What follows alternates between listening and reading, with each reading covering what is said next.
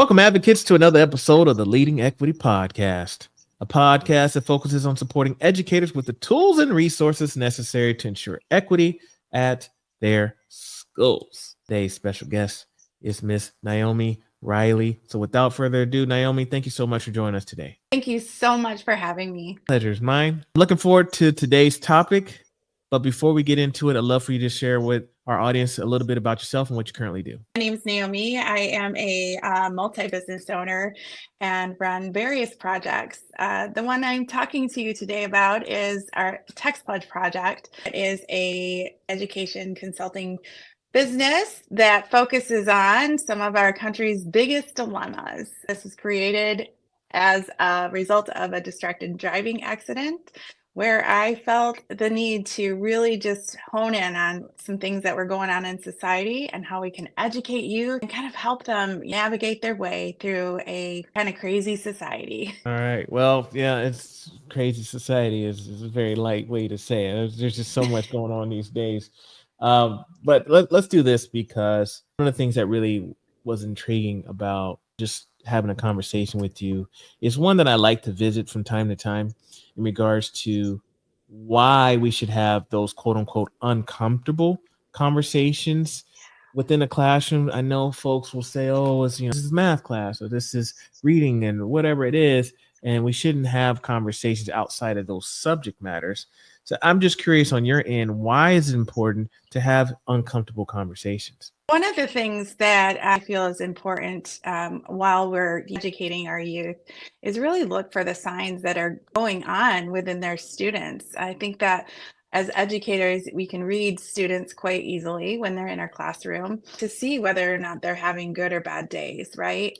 And sometimes those conversations, yes, they are hard to have, but simply just by saying, hey, is everything okay? Is everything going on? And getting down to a student's level, that is going to be key. Students need to know that they have a trusted advisor in their corner. Sometimes you can feel so alone and so isolated, right? They can do that.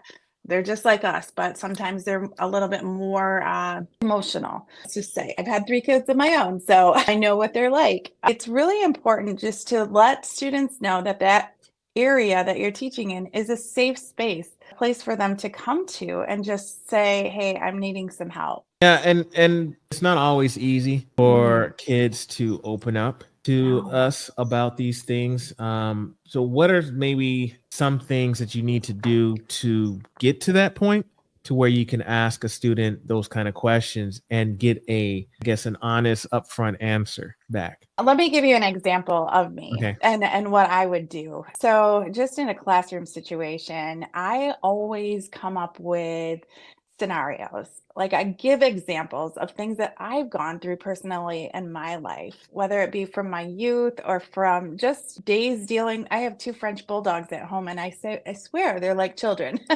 They have attitudes, emotions, and everything else of their own. And so I'll give examples of things that I go through in my daily life to keep it humble and to keep it more on a level of, hey, we're all human.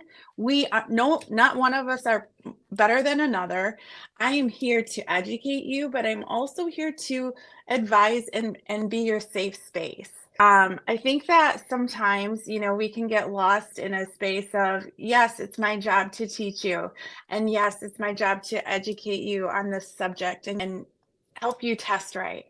But at the end of the day, we still need to know, is there something going on in the home environment that's causing the student to not meet grade levels or to just withdraw, right? Because we want to definitely help the student as best as we can to get out of a bad situation if there's something going on that they can't even handle. Okay. And the other piece that I would add to it is just making sure that we have a strong relationship with students, and then also being upfront and vulnerable ourselves. I think sometimes we ask our students to share and give up of themselves. If we don't do it, then we got the same, we got similar issues at home that our kids are dealing with, but we're not bringing, so we, as adults, sometimes we feel like, our kids look up to us. And so because they look up to us, we want to present ourselves in a certain light, and so we guard some of our feelings and our emotions and our thoughts. which doesn't necessarily help build those opportunities for our students to share with us. That's a huge part of raising and educating youth is just really getting on their level as best as we can. And I want to encourage, the teachers too, that if you have, the high achievers, the ones that are just great examples for students, make sure that they are aware too, because sometimes students confide in others, not Mhm. always that teacher, because maybe that might be an uncomfortable situation. The way that we relate to one another is always different, right? So someone might relate to me because I'm a woman. Someone might relate to you because you're a man. But a student may relate to a high achieving student just because they're a student. So whomever they choose to relate to keep that safe space, it's important to understand and for teachers to know too that those high achievers need to be coming to you and saying, hey, something's going on in the home, or there's something going on with so and so. And I just, asked them to talk to you. We dealt with an incident not too long ago with a student who confided in one other person.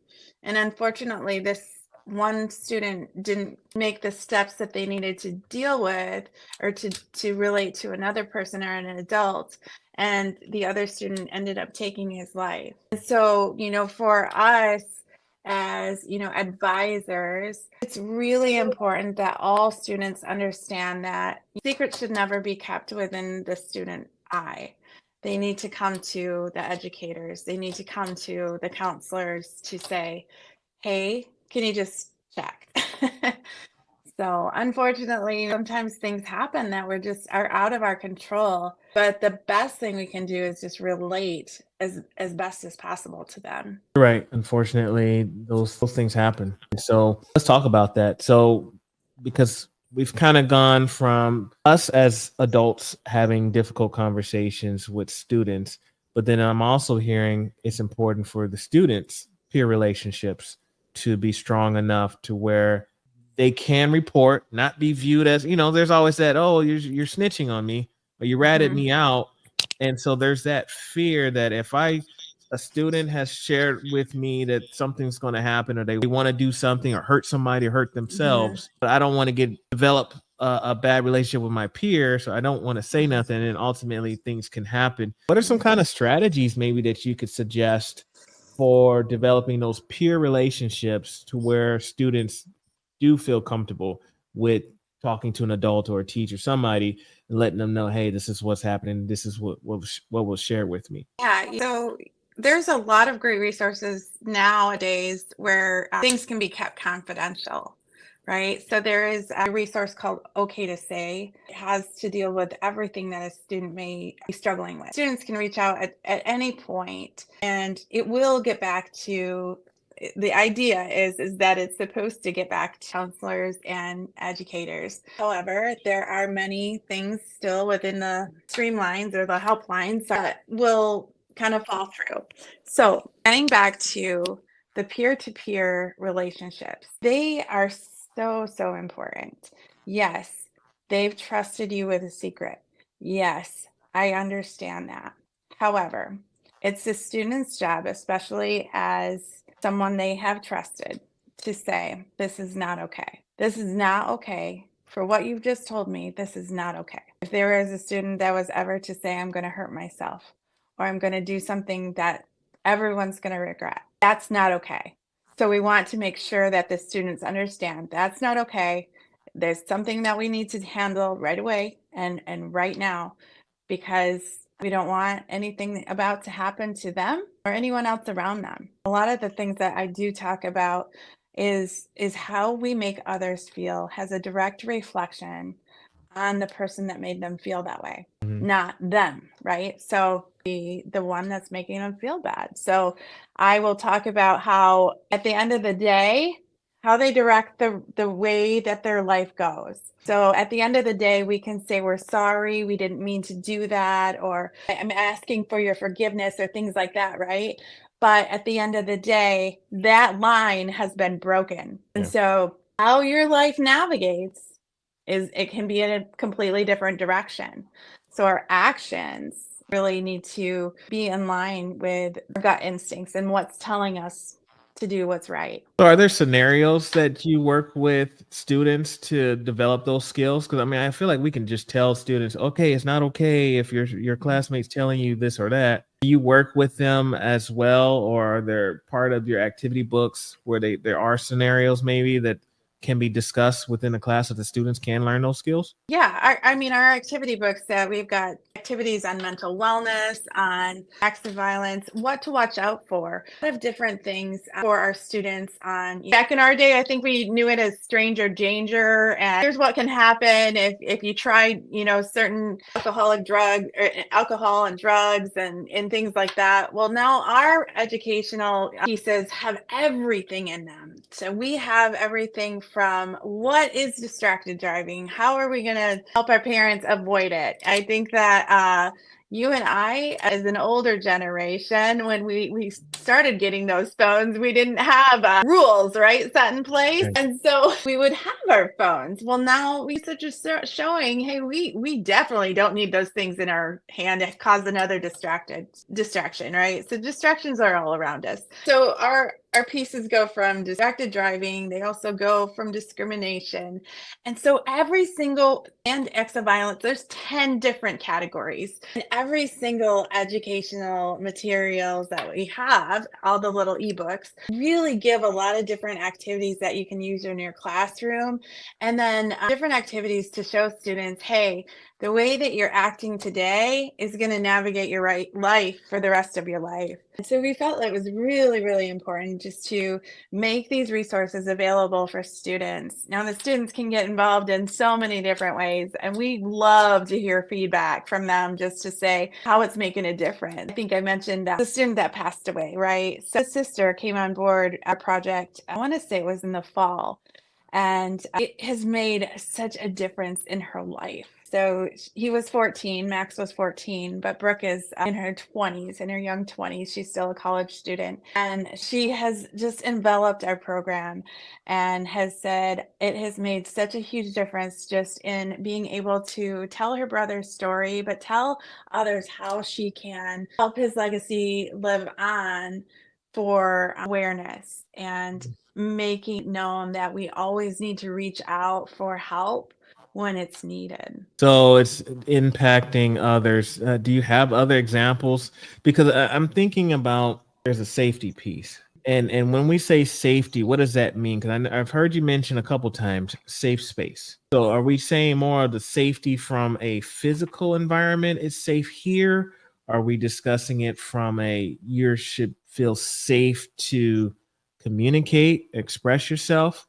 What what do we mean when we're talking about a safe space? Okay, so this one is a little bit of a tough area, right? Because Okay. safe spaces are, yes, we want our area around us, of course, we want that to be safe, right? Mhm. However, when students share, and this goes for any individual, when you share Mhm. too much of yourself, that can create more problems, Right. right? And so you want to always make sure that you're going to that trusted advisor or that trusted source. Have those people around you that you can confide in and that you can share parts about what's going on in your life or your classroom or in a student's life. I mean, there's always going to be issues where one will struggle, right? But, none of us are perfect. We just have to keep looking for resources that we can use to help our students and to help us move forward. So, one thing that we did incorporate was mental wellness.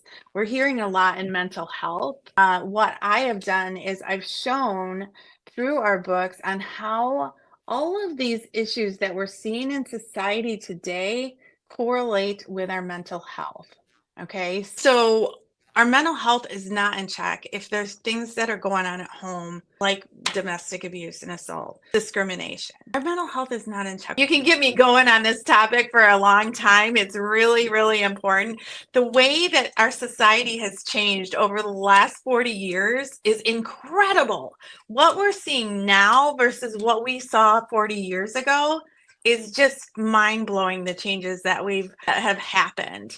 And I'm a curiosity person, so I will chase change. I love it. I think it's amazing, and I'm a constant learner, right? And this concept came up. I'm like, Okay, so right now we're looking at mental health. There's a lot of issues with mental health too, right? There's mental illnesses, and then there's also what goes on in our brain and what we tell ourselves. And we need to have the trusted advisors that are there, because if we share too much of ourselves, that's not good. Rumors start. And then everybody starts talking. We don't like that. That's not good. So just go to the people that you trust, and then the students. And of course, and this goes for adults too, if there is something really, really wrong, or there's something really, really going on, it's so important. Just find the correct help for someone to get their mindset straight. We do have books for adults too, so we're more than happy to share those. For all your listeners today, I'm definitely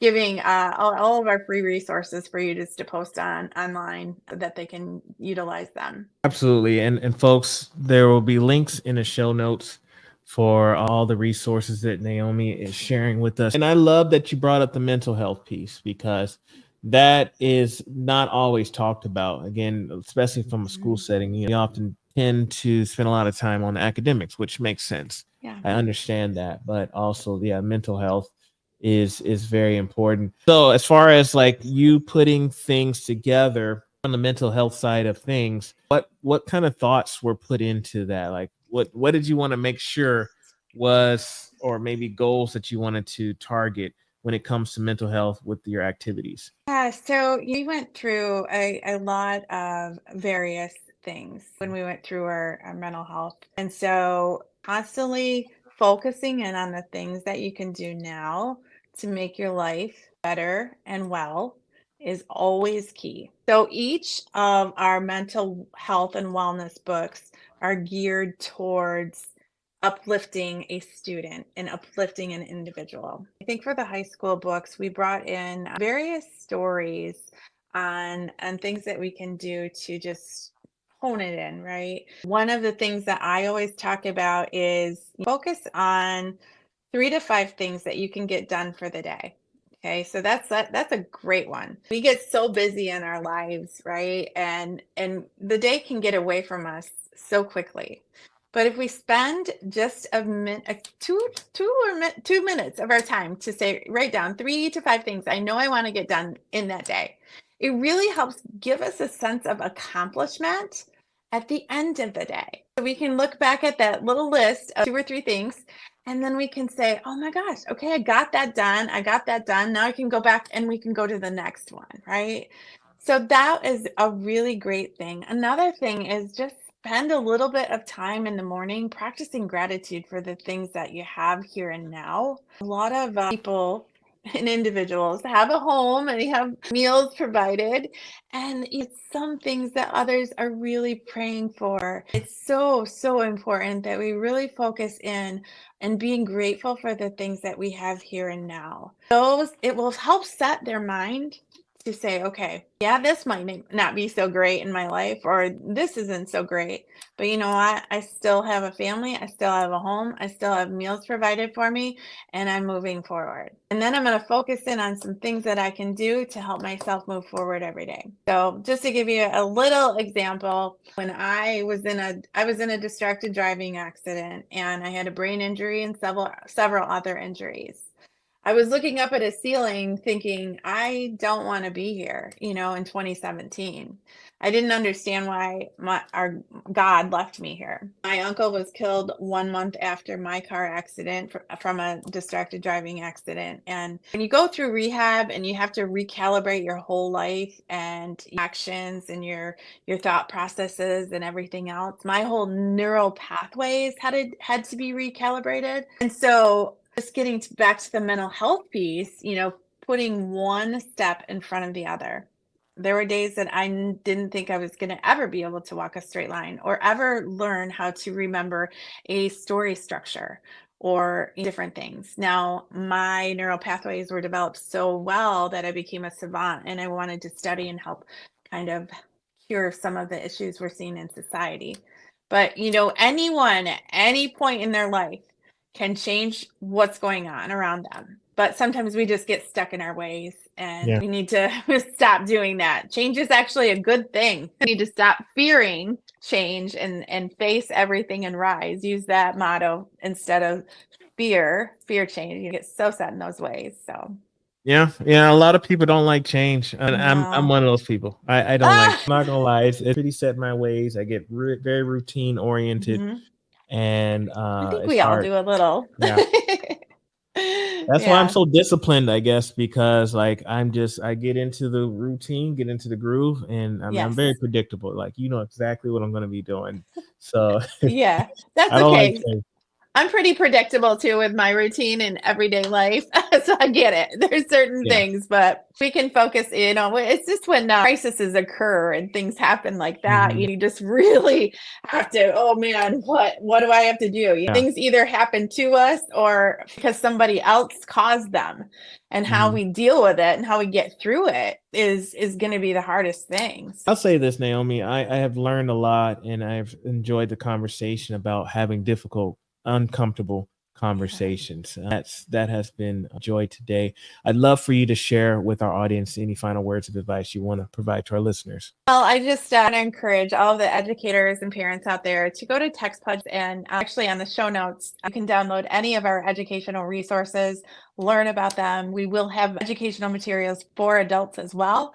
They're all free to use, and hopefully they will help uplift your soul to think differently. I commend this show and everything that it's doing because all of us need to just really hone in and make the changes we need to create a better life for our children's futures. There we go. If we Hmm. have some folks that want to connect with you, what's the best way to reach you online? Yeah, so you can reach me on Instagram or Facebook or any of the social media channels. I'm out there and naomilriley.com. So All right. Well, Naomi, it has been a pleasure. Thank you so much for your time. pleasure is all mine. Thank you.